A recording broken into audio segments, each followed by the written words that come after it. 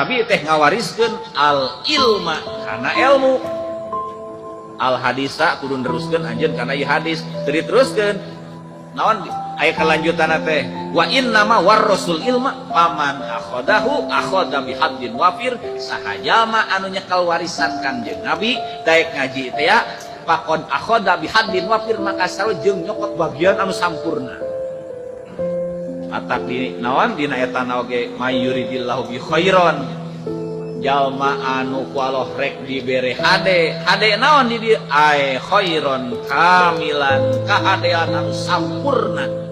Naon tah yupaqihu biddin, ku Allah bakal dibere taufik daek ngaji.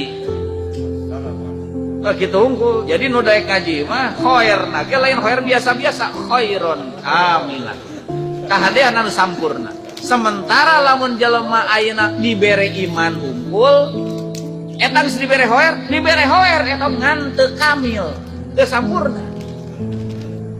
Nu sampurna mah sajabana dibere iman teh dibere jeung daek ngajina, maka eueuh deui cenah amalan di akhir zaman nu pangtohagana iwal ti mangkat ka pangajian. Wassalamualaikum warahmatullahi wabarakatuh.